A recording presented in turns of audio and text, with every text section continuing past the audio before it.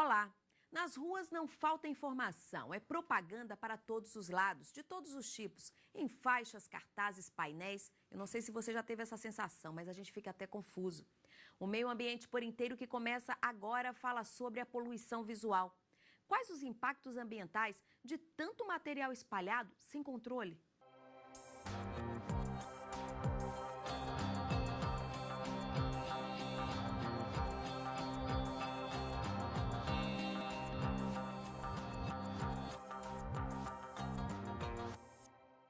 A poluição visual deixa a cidade feia, tira a concentração dos motoristas e faz mal à saúde. É o que afirmam os especialistas.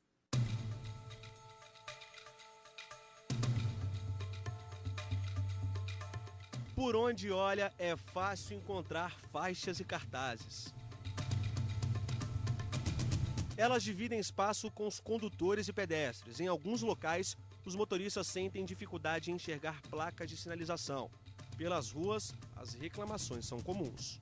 De repente, quando você está dirigindo, se estiver atrapalhando, por exemplo, você vê uma faixa, você vê uma placa de trânsito, eu acho problemático, sim. Realmente tem uma quantidade de informação exacerbada, assim, principalmente aquelas eletrônicas, né? Aquelas eletrônicas tira completamente concentração. Faixas e cartazes, em geral, são de propagandas e de anúncios colocados de forma irregular. Seu Roberto é comerciante e trabalha nesta lanchonete no Distrito Federal há 20 anos. No estabelecimento existem apenas 2 faixas. Traz benefícios, com certeza. Entendeu? É uma maneira de divulgar, né, o nosso comércio. Tudo bem, seu José, a gente entende.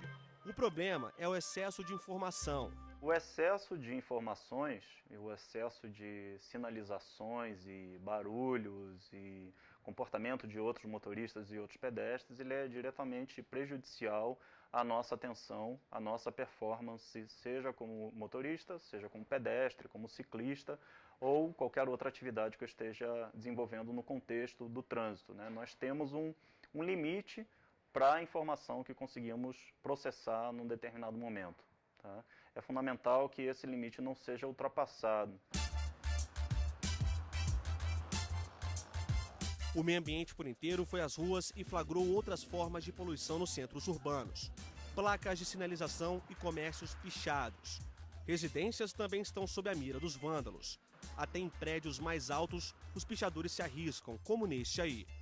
Neste consultório odontológico no Distrito Federal, o dono teve uma iniciativa um tanto diferente. Cansado de ser alvo das pichações, decidiu colocar um aviso. A cada mês que o estabelecimento continuasse limpo, em troca, ele faria um atendimento de graça para uma criança da comunidade. Desde 2011, o consultório não é pichado. De acordo com a Lei de Crimes Ambientais, apenas a pichação é considerada crime. E tem mais, não para por aí não. Esse excesso de placas, propagandas, agride também o meio ambiente. As consequências, elas são óbvias, né? Quer dizer, nesse caso, você tem processos de descarte de lixo, descarte inadequado de lixo. É frequente que as pessoas usem, por exemplo, flyers, os famosos panfletos e outras estratégias de marketing, de propaganda, que são, obviamente, nocivos ao meio ambiente, porque constituem um potencial não só do ponto de vista de esteticamente degradar o ambiente, mas entupir bueiros, né, causar acidentes, é um problema de higiene, é um problema relacionado a enchentes e tantas outras situações. Servidores da Secretaria de Estado da Ordem Pública do Distrito Federal tentam diminuir esses impactos com operações. Eles fazem uma força-tarefa na fiscalização. As imagens mostram como é feito o trabalho. As equipes contam com cerca de 10 agentes que retiram tudo que está irregular. Nós saímos daqui já com uma demanda, né, uma reclamação, e chegamos no local, fazemos a retirada do material. Se for o caso, uma operação junto com a AGFIS, nós conseguimos identificar o proprietário, né, quem colocou aquelas faixas no local, será notificado. E quando não, se é uma operação somente com a CEOPS, nós recolhemos esse material, essas faixas, cartazes, e conduzimos para uma cooperativa, que lá eles reciclam esse material. No ano passado foram retiradas cerca de 16 mil faixas e cartazes das ruas do Distrito Federal. Neste ano, de janeiro a abril, o saldo foi de mais de 11 mil materiais, de acordo com a secretaria. As multas para quem descumpre a lei variam de R$ 405 a R$ 1.200. No caso de outdoors, o valor pode chegar a R$ 20 mil. É preciso deixar claro, o material só é permitido com autorização da administração local. Existe uma autorização por parte das administrações das cidades do Distrito Federal que o cidadão que tem o interesse de colocar uma faixa, um outdoor, deve procurar essa administração para não sofrer com multas aplicadas, né, pela AGFIS e outras agências.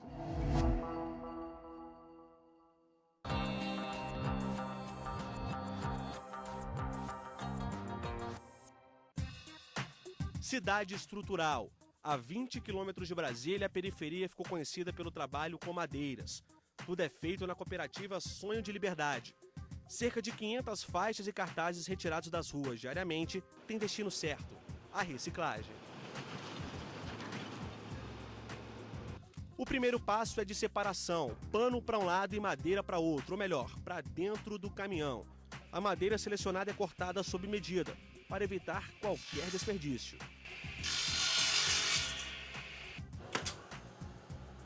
Depois chega a vez do seu divino entrar em cena, colocar a mão na massa. Prega daqui, prega dali, olha só a agilidade. E logo as madeiras ganham formas. A criatividade faz toda a diferença. Em pouco tempo, o seu divino faz cadeiras para crianças. 1, 2, 3, 4, 5, dezenas delas. Cada uma é vendida a R$ 30. Prática, como se diz, a gente desenvolve bastante, né? Com o tempo que a gente está mexendo, a gente vai criando mais habilidade e fazendo mais rápido. E, como se diz, depois de pronto, dá essa maravilha que se encanta todo mundo. Seu divino chegou na cooperativa há 5 anos. A história dele é parecida com a dos outros 80 colaboradores. Ele conta que morava na rua e durante muito tempo foi usuário de drogas. Hoje a realidade é bem diferente. No começo, quem vê assim, ninguém diz que você é capaz de fazer uma coisa que impressiona os outros, com toda certeza. Que muitas vezes, como se diz, tem que ver para poder acreditar. E a gente vai colocando o que a gente sabe, que a gente aprendeu no dia a dia. Aí a gente capricha, inventa, que isso aqui é tudo invenção minha. Dá nessas coisas maravilhosas. Faço esse modelo, muitos outros modelos diferentes. As peças são vendidas para os próprios moradores da comunidade. Tem também sapateiras e baús, feitos com os mesmos materiais. Nós tiramos madeira da construção civil, tiramos madeiras da poluição visual, do meio das ruas. E quando chega aqui na cooperativa, a nossa missão é fazer com que esse material dê sustentabilidade para o projeto. Entendeu? Madeiras que chegam aqui, que ninguém imagina que ia servir mais para nada, aqui ela toma vida novamente, entendeu? Ela vem para cá para ir para o lixo, para não servir mais para nada, mas quando ela chega aqui, ela volta para um ciclo de vida de novo. A ordem é reaproveitar. Madeiras e panos que não foram selecionados são triturados. Depois de triturado, ela vai virar combustível, ela vai ser o cavaco que vai para queima de tijolos, entendeu? Ela vai para Formosa, Planaltina do Goiás, para o entorno, aonde tem as indústrias cerâmicas, né, de cerâmicas, de fábrica de tijolos, esse produto vai para aí.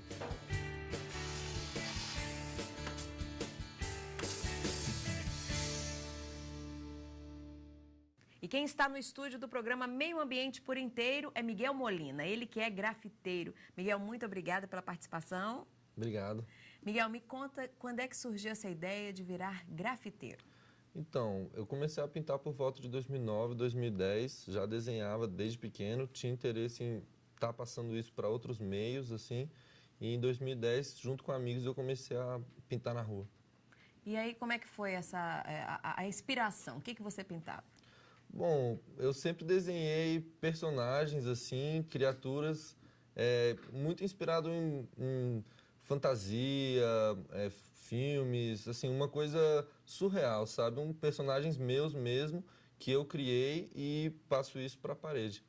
E hoje, onde que você faz seu grafite? Tem um lugar específico? Não tem um lugar específico. Eu tenho grafites em quase todas as cidades do DF, já viajei vários estados do Brasil, para alguns outros países também, e se faz onde se quer, onde precisa, assim, uma coisa que você vai procurando um espaço para isso, assim, não é uma coisa já delimitada. Certo. Miguel, explica pra gente esses dois grafites que você trouxe aqui pro estúdio, né? Então, esses são painéis que eu fiz para um projeto chamado Outros Eixos, que é um projeto apoiado pelo FAC e consiste na visita de 10 cidades satélites do Distrito Federal, onde uma equipe de antropólogas, junto com artistas e um pessoal da imagem, entrevista moradores do DF e a partir dessa entrevista a gente faz uma pintura com base na cidade onde ele mora e na vivência dele mesmo. Aí no caso esse aqui é um artista de Mamulengo, aí ele trabalha com isso, eu procurei estar passando essa representação com os bonecos, e aqui que mora em Samambaia. Esse aqui no caso é uma mulher que mora na área rural de Braslândia e ela é do MST. Então a história dela tem bastante essa questão da luta pela moradia e tudo mais, que foi o que eu procurei passar nesse trabalho. Agora, Miguel, você nunca frequentou uma aula ou para aprender uma técnica? Vai é livre mesmo? É bem livre, assim. Eu cheguei a cursar alguns semestres da Faculdade de Artes Plásticas, mas eu me considero autodidata, assim. Eu larguei a faculdade depois de algum tempo e, querendo ou não, a maior parte do que eu aprendi foi na rua mesmo, foi sozinho ou com amigos, assim. Vai aprendendo muito de forma espontânea. O grafite surgiu na década de 60, 70, em Nova York, na periferia de Nova York, assim, e ele surgiu na forma de pichação. As pessoas escreviam seus nomes em diversos lugares da cidade como demarcação de território. Grupos, assim, gangues, só que essa escrita foi tomando um estilo, assim, foi tomando cores, formas, de maneira que daí surgiu o grafite. Só que no Brasil existe essa diferenciação, assim, do que é grafite e o que é pichação. Agora, quando a gente fala em grafite, a gente fala que é uma arte, mas, assim, tem a questão ambiental. Esses frascos, muitos especialistas afirmam que o descarte inadequado prejudica o meio ambiente, a questão também por ser uma substância tóxica. Vocês têm essa preocupação? Olha, para ser sincero, nunca fui informado sobre um descarte adequado, assim, para esse material. Eu sei que o gás que vem dentro dele é bem tóxico para a pessoa que usa, inclusive é recomendado que se use proteção, máscara de proteção, para não estar inalando isso. Agora, com relação ao descarte do material, eu descarto como um alumínio comum, assim. O fabricante não dá nenhuma... Não, o fabricante não dá nenhuma indicação que eu saiba para estar descartando isso de uma maneira diferenciada. Agora, o grafite sendo uma arte, é diferente visualmente quando a gente vê, né? Vocês têm essa preocupação ambiental quando estão grafitando? Tem muito uma preocupação, assim, do espaço, do que fazer, aonde fazer, para passar a mensagem que você quer, né? Assim, o grafite, ele transita um pouco, assim, entre o que você deve ou gostaria de fazer num espaço, entendeu? Então, muitas vezes é uma apropriação de um espaço para que você faça uma forma poética, artística, de uma mensagem, um desenho que você quer passar. Ok, Miguel, muito obrigado pela participação. Beleza, muito obrigado. E daqui a pouco eu converso com o promotor Paulo Leite, ele que atua na Promotoria de Defesa do Meio Ambiente do Ministério Público do Distrito Federal. Daqui a pouco.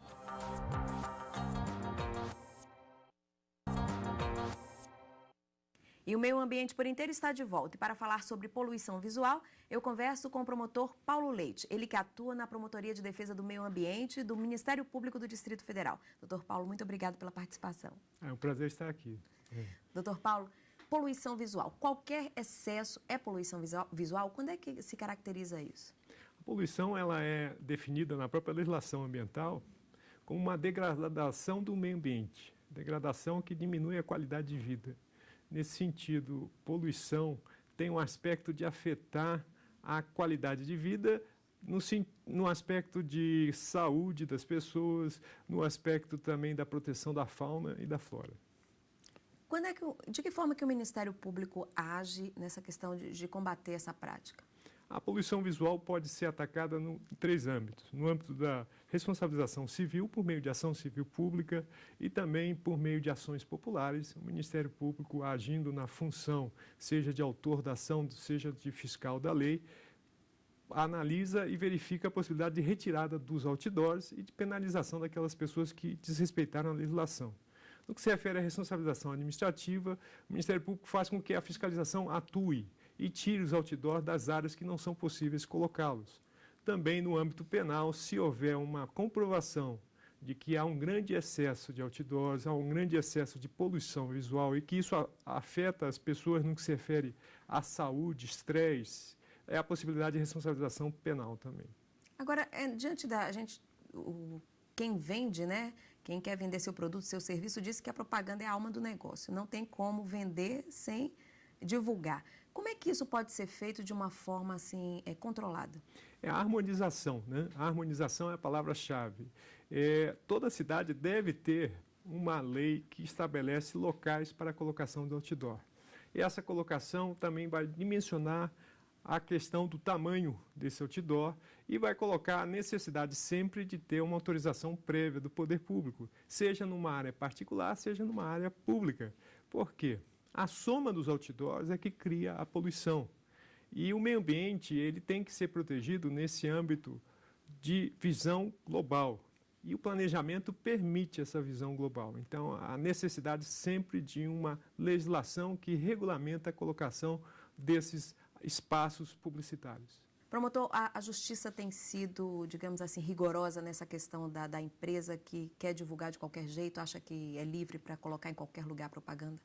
Sim, a justiça tem tido preocupação, especialmente nos lugares em que há colocação de outdoors próximos de monumentos e próximos de espaços de vivência da população. Isso é uma sensibilização do judiciário para com a noção que o meio ambiente é muito mais só que um meio ambiente natural, envolve um meio ambiente artificial. E a vida numa cidade está muito ligada à maneira com que as pessoas podem visualizar a identidade dessa cidade. E a colocação de outdoors torna todas as cidades semelhantes, tira aquele caráter da minha cidade. Isso o judiciário já tem tido várias decisões nesse sentido, principalmente da retirada. No que se refere à responsabilização penal, é ainda muito pouco aplicada nesse âmbito. Doutor Paulo, qualquer pessoa, como é que é essa questão da iniciativa da ação popular? Qualquer pessoa pode fazer isso se sentir agredida por conta do excesso? Sim, a ação popular ela é prevista na Constituição e um dos objetos de proteção é o meio ambiente. Nesse sentido, a necessidade de ser um cidadão, aquela pessoa que tem um título eleitoral e que argumente e que comprove aquilo que foi colocado, né? Nesse sentido, é um instrumento espetacular de cidadania ambiental. Chegou às mãos do senhor algum caso assim inusitado, diferente com relação a esse excesso? Sim, aqui na região de Brasília, o Ministério Público já atuou tanto administrativamente quanto judicialmente para a retirada dos outdoors na região central da cidade, na região próxima ao que se chama de eixo monumental. Essa região é uma região com uma série de monumentos e não pode ter nenhum tipo de poluição visual e publicidade indevida.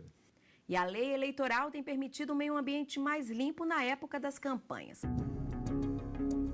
Quem nunca se deparou com cenas como estas? Ruas tomadas por panfletos, santinhos, nomes dos candidatos nas campanhas em tudo que é lugar. Antigamente era assim. Perto do período eleitoral, uma sujeira generalizada, principalmente nas grandes cidades. Fica um monte de papel jogado no chão, aí até entope os bueiros, tem que melhorar mesmo. Eu acho que a sociedade ela precisa respeitar mais o direito do próximo, né? A questão hoje social reflete muito disso. Os próprios representantes do povo fazem muita sujeira nessa época de eleição. Hoje a realidade é bem diferente. Podemos dizer que as campanhas são mais limpas. Mas isso porque houve mudanças na legislação. Havia uma tentativa já da Justiça Eleitoral, que tem um poder normativo, que faz as resoluções para as eleições, de fazer algum tipo de restrição, né? Principalmente nos ambientes públicos, né? Porque para não danificar o bem público. O meio ambiente por inteiro mostra agora uma lista do que pode e o que não pode durante o período eleitoral. Carros de som são permitidos durante as 8 horas da manhã até as 10 horas da noite, mas devem ficar pelo menos a 200 metros de hospitais, escolas e igrejas, por exemplo. Os candidatos só podem entregar materiais gráficos até as 10 horas da noite do dia anterior ao da votação. A legislação eleitoral também determina que é proibido colocar propagandas em postes, viadutos, passarelas, pontes e paradas de ônibus. A regra vale também para bens de uso comum, como cinemas, clubes, centros comerciais e estádios. Tudo isso para garantir uma disputa mais limpa. A advogada lembra ainda que as mudanças na legislação trouxeram vários benefícios também para o meio ambiente. Realmente tem essa ponderação entre a questão do meio ambiente, porque a gente tem menos gasto com a propaganda em si, com o material, que depois, claro, evidentemente vai para o lixo. Essa lei, então, valeu a pena essa mudança? Sim, observa que a lei eleitoral traz várias novidades, entre elas a possibilidade de publicidade eleitoral, propaganda eleitoral no âmbito da internet, que é um mundo que a pessoa pode selecionar entrar ou não. No caso do mundo da realidade, da vida da cidade, a pessoa não tem essa opção. Então, na atividade eleitoral, o candidato tem que pensar nesse aspecto. Eu estou passando para o eleitor a visão de que eu sou um cidadão que se preocupa com a poluição visual, e é nesse aspecto que tem lugares específicos para a colocação dos chamados outdoors eleitorais. E isso facilita a compreensão do eleitor, que sabe onde achá-los, e evita a destruição da identidade da cidade naquele local no período eleitoral. Agora, uma situação bem corriqueira, a gente tem visto muito, assim, são faixas que as pessoas colocam para localizar os convidados para um aniversário, colocam ali no meio da rua. Isso é permitido? Veja bem, a faixa em si deveria passar, em regra, pelo poder público. Mas se a faixa é colocada e é retirada posteriormente, entende-se que não há um aspecto de penalização. Veja que a pessoa não vai deixar a faixa de forma permanente e é só para um determinado evento. Mas o ideal sempre é que a sinalização seja feita através do convite que a pessoa encaminha, colocando um mapinha, porque se todos agem dessa maneira, acaba prejudicando o bem comum, meio ambiente, na noção da paisagem urbana, que é um direito protegido no âmbito da proteção do meio ambiente artificial. Pichação e grafite. O que diz a lei com relação a isso? É interessante porque a lei de crimes ambientais inicialmente estabelecia tanto a pichação quanto a grafitagem como um delito. Posteriormente, em 2011, foi feita a diferença que já tinha sido levantada na doutrina. Observa que a grafitagem é uma forma de expressão artística, enquanto a pichação é uma maneira de marcar um determinado elemento, destruindo a visão da paisagem, do monumento. A grafite não, ela acrescenta beleza, estética, e nesse sentido, contanto que seja autorizada pelo proprietário na área particular ou pelo poder público na área comum, área pública, não é crime. Doutor Paulo, muito obrigado pela participação. Obrigado a você, Daiane. E o Meio Ambiente por Inteiro fica por aqui. Você pode rever os programas. Basta acessar o site da TV Justiça, www.tvjustiça.jus.br. Você pode também sugerir um tema para o programa. Mande um e-mail para meioambienteporinteiro@stf.jus.br. Na próxima semana a gente tem um novo encontro marcado e, claro, eu te espero. Tchau, tchau.